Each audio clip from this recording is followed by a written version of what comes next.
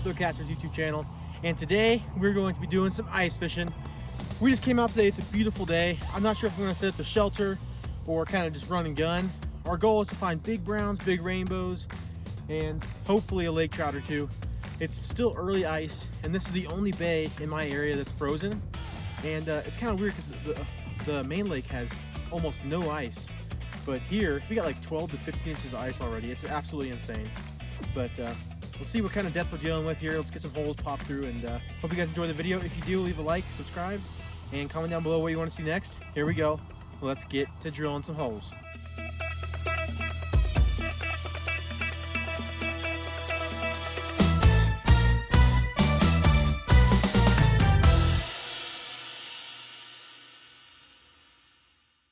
All right, let's drop fish finder down and see what we're dealing with here.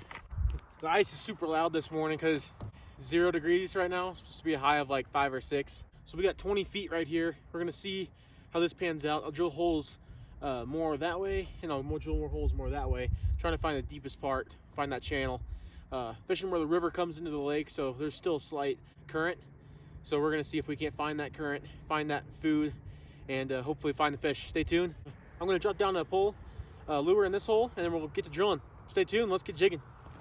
All right, so this rod, 48-inch medium heavy, hot rod, same brand, running a Abu Garcia Max 47L. I got that paired with 15-pound Seaguar braid, and I'm running about a 3-foot, 10-pound fluorocarbon Ice X leader, and I'm fishing with that 1/8 ounce Rapala slab wrap. All I'm doing is I'm just taking a worm, getting a little piece of them, and I'm just throwing it right on the back like that.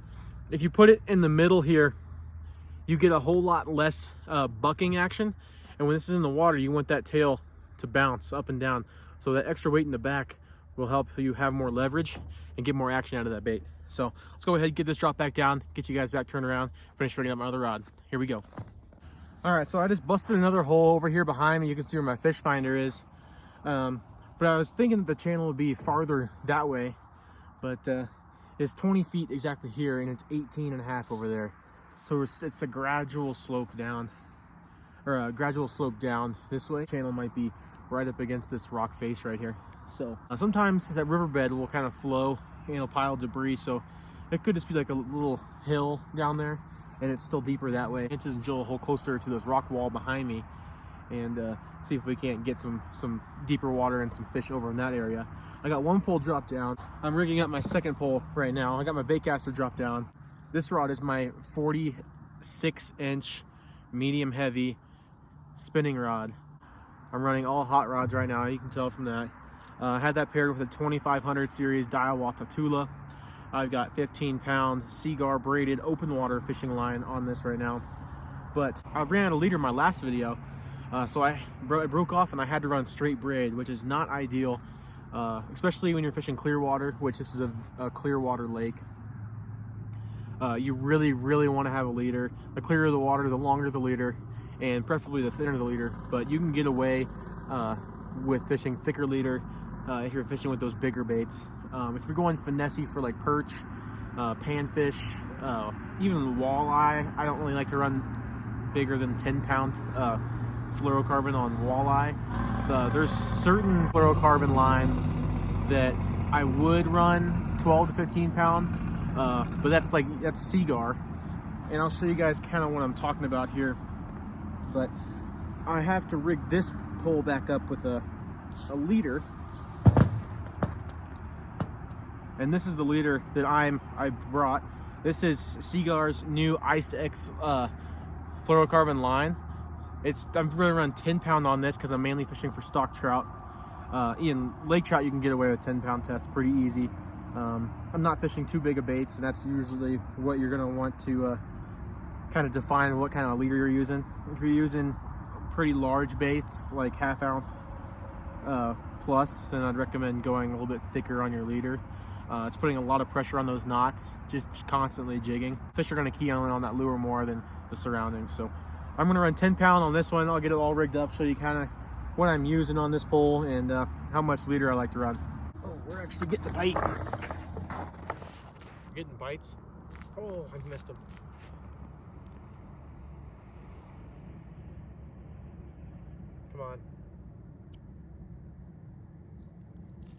gosh, no way.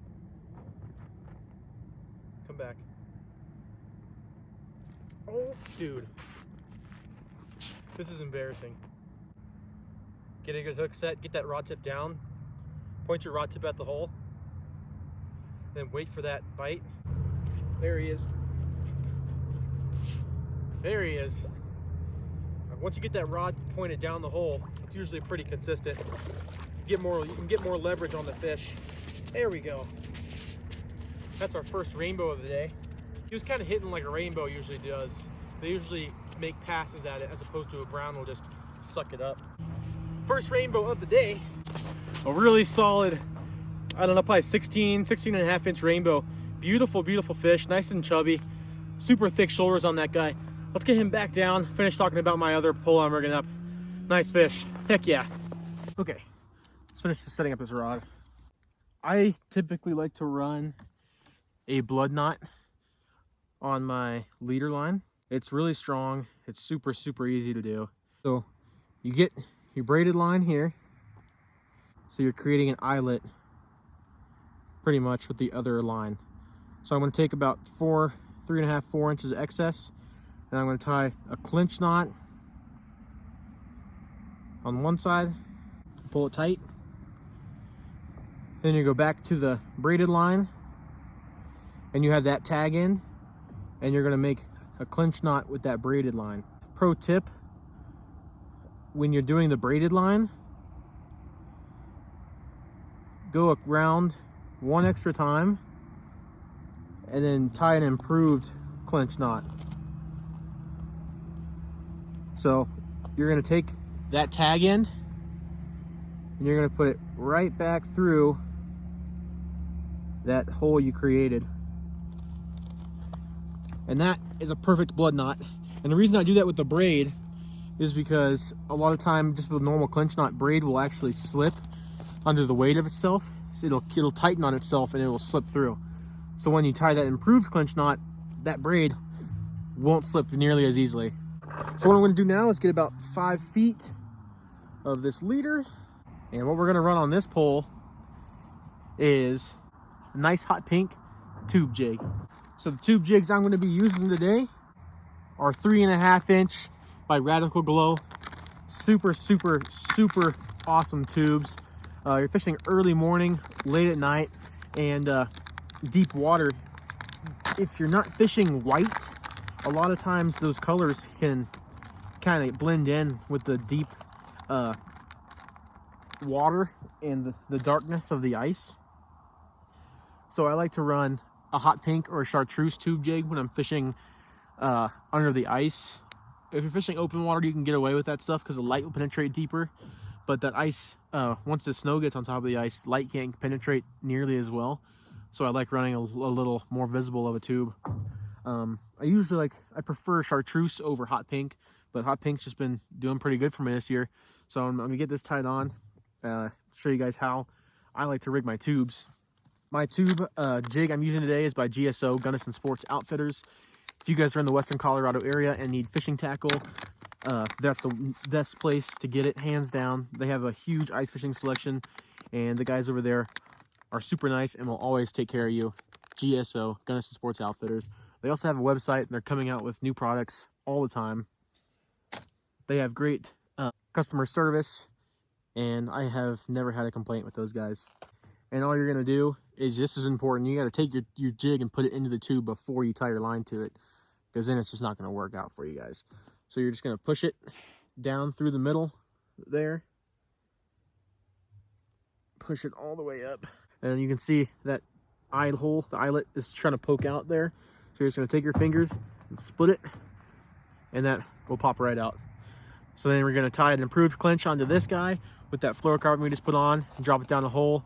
Tip it with a worm, tip it with a piece of sucker meat, tip it with some sucker meat skin, whatever you guys want to do. I'm going to run it with a worm today. And yeah, stay tuned. Next time you see me, we'll be catching a fish. Let's get to jigging.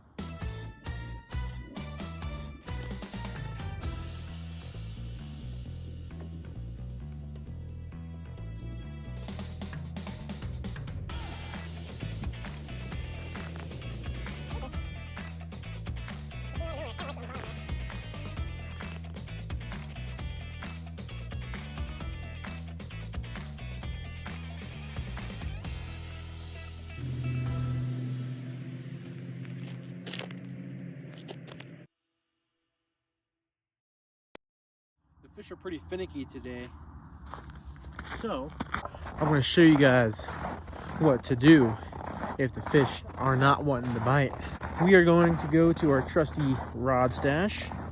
The old 1/8 ounce tungsten jig. Tip that with a worm, drop it down. Watch us catch the next fish just like that.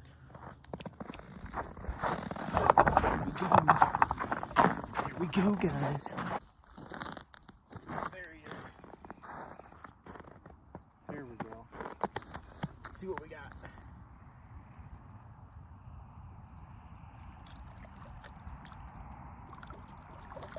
Another rainbow. 13-inch rainbow. Nice little guy. Let's get him back down there and get the worm put back on him. Let's go. Nice. That sun disappeared behind the hill once again. You can kind of see it barely sticking out, but it's completely shade here.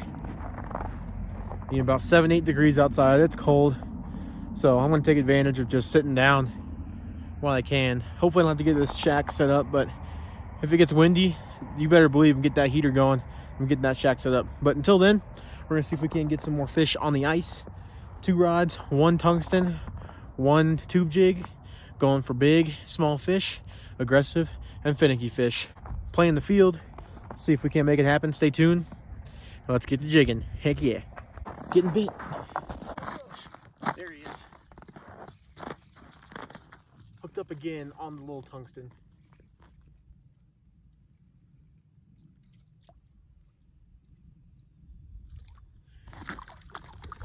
Oh, come on. There we go. Nice little rainbow. That's our 3rd rainbow out of that hole today. Nice little chubby 15-incher or so. But beautiful, beautiful fish. That tungsten, I'm telling you, downsize, if the fish are finicky, tip it with a little worm, and you're gonna kill it. Heck yeah. Let's get this fish back in there, set it back up, see what we can catch next. Let's go. Stay tuned.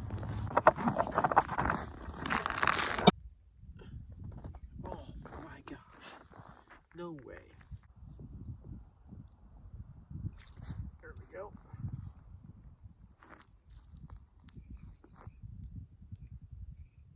Finally.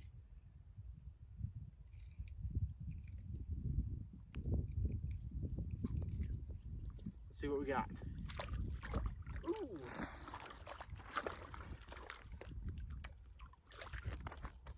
That is a nice rainbow. Look how pretty that guy is. It's a gorgeous, gorgeous fish. I can't complain about that one at all. What an awesome fish. Look at the colors on that guy. Definitely a spawning or semi-spawning male. Healthy, native rainbow. Awesome fish to catch. Let's get him back down in there quick. Cold out here. And let's see if we can't get another one. Heck yeah. Let's keep fishing. Let's keep jigging. There we go. Another one. Probably a rainbow again.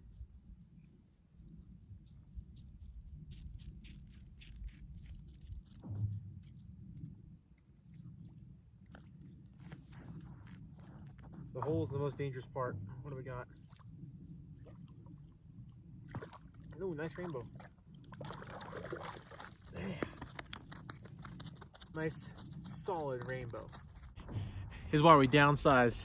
You can still catch really quality fish even off of a lure that small. It's just a matter of aggression, hunger, temperature, fishing pressure.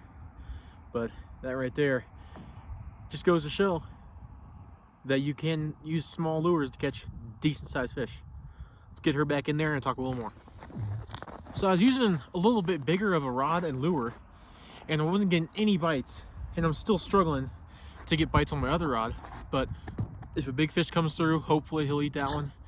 But I'm catching all my fish on this 42-inch medium fast action hot rod, and I have that paired with a 1500 series Fluger Monarch. This is an ice reel.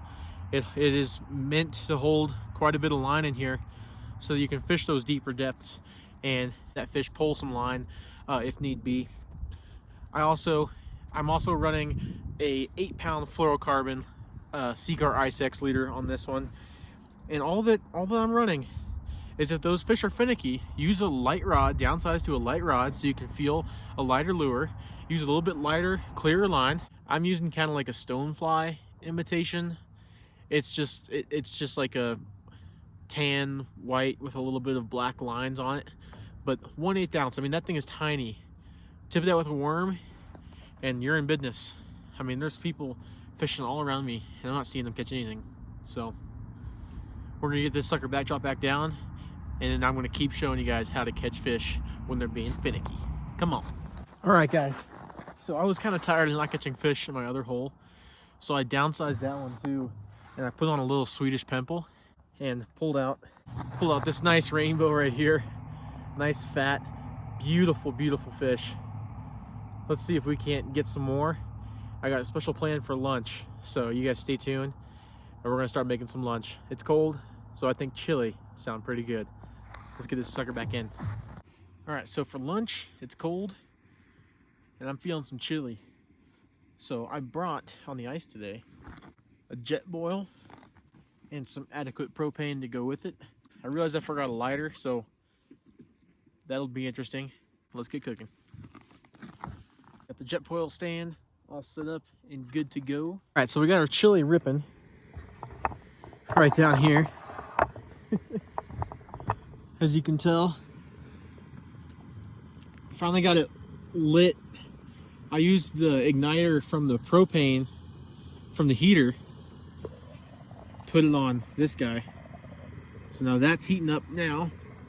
We're gonna have some piping hot, delicious, homemade. I made this chili last night actually. And it's made from deer, it's venison. It's a delicious venison chili on the ice. Catching fish, even though they're a little finicky, you can't complain. But it is just awesome to be out here. Let's let this chili heat up and we'll give it a taste test. Stay tuned. Guys, this fish almost just yanked my rod in, which is why I didn't grab the camera on my other hole. Nice little rainbow in the middle of cooking lunch. Rainbow going back in. Delicious chili. Oh my goodness. Oh, that's what I'm talking about. Nice, fresh, hot chili. Whew, steaming up my glasses. I'm gonna go ahead and eat this. Oh, can't beat it. Oh, we just hooked up. We hooked up. Come on.